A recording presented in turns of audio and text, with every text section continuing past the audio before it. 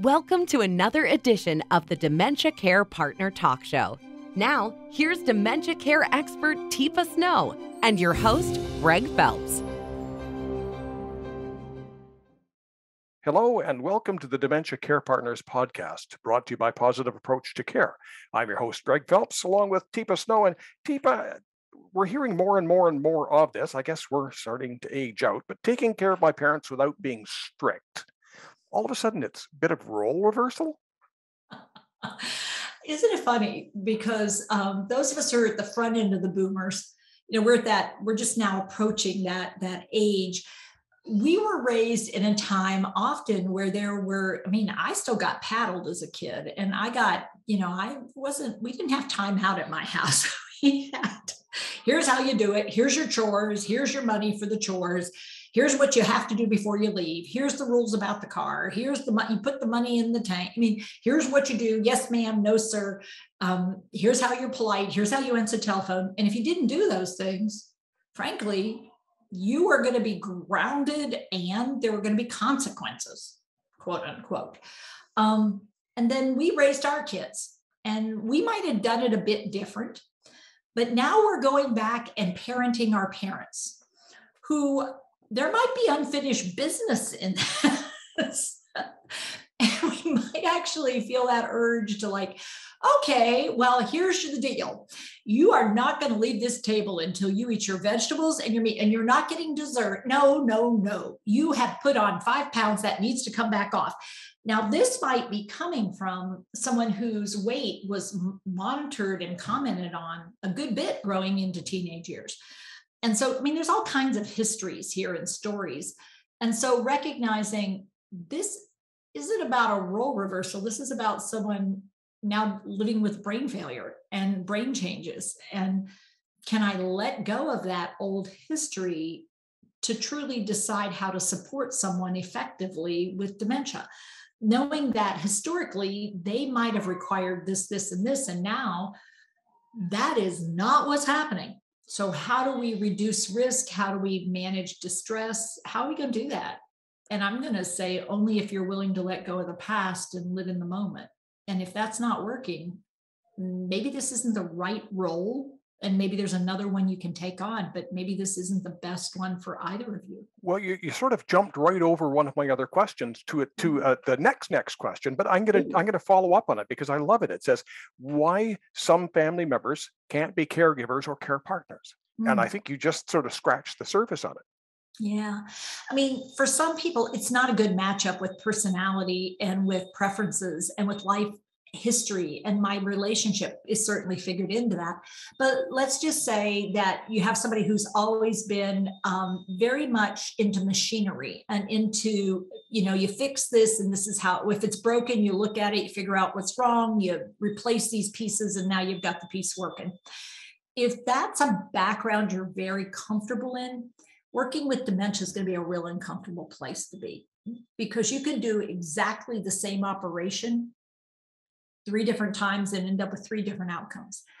And that could be confounding and confusing and frustrating, because I'm doing the same thing and she's not.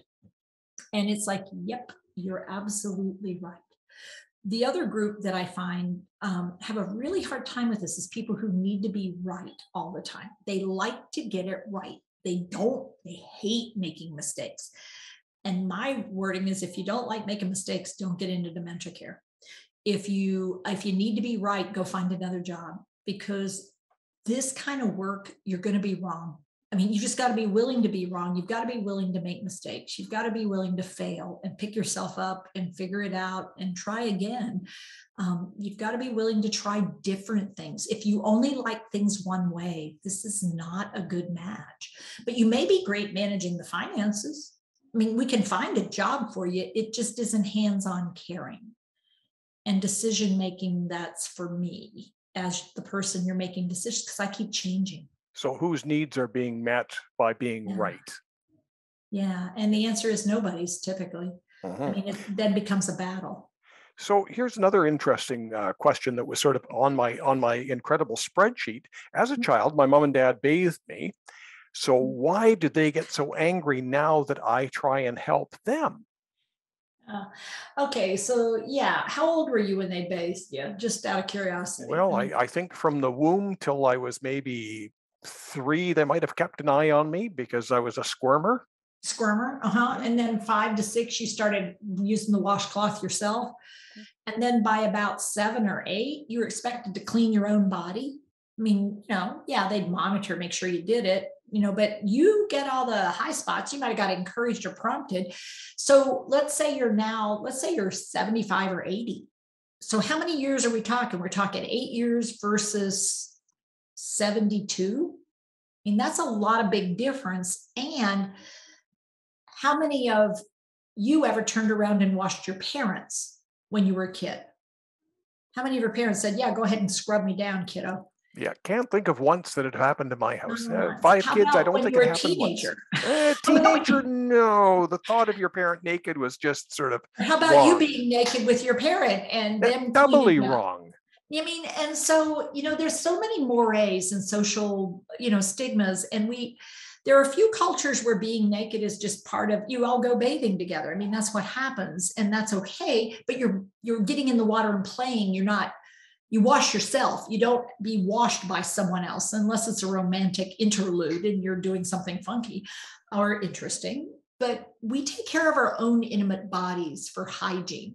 And we've done it a long time. And to expect me to be okay with somebody who's had a different relationship suddenly taking that on, I'm not even sure in many cases spouses are real open to that intimate hygiene care, because that's, nobody does hygiene but us unless we're not able. And then we learn to tolerate it or we figure it out. But even people who've had strokes and are not at that point having a cognitive impairment people who've had quadriplegia or paraplegia find it quite challenging at first to be cared for by someone else, whether you're family or not. It just feels sort of at first uncomfortable, and then it's just miserable because we can make it okay, but it's not okay a lot of the time.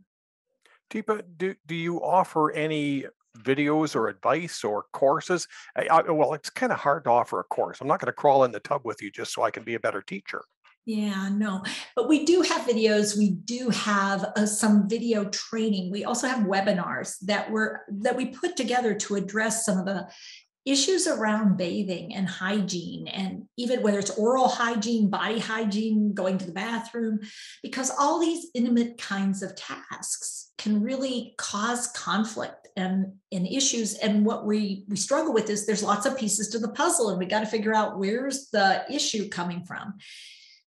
Is it personality traits? Is it roles? Is it this particular environment? I mean, could it be a hidden history that nobody knew about? And there's lots of possibilities here because I've lived a lot of years, and we got to do some curiosity before we come to an answer, generally. Teepa, thank you very much. Thank you, Greg. You've been listening to the Dementia Care Partners podcast, brought to you by Positive Approach to Care. For more information on today's program or any other information related to dementia, simply open your browser and type in teepasnow.com. Hi, I'm Teepa Snow, and you just found our YouTube channel and watched one of our videos. I'm the owner and founder of Positive Approach to Care. Thanks for watching, and if you have a comment about, or you would, please share it with people you know. Oh, and if you haven't yet done it, consider subscribing. We'll let you know when the next new video comes out. And you might want to visit our website, www.teepasnow.com, where you'll find other resources as well. See you there.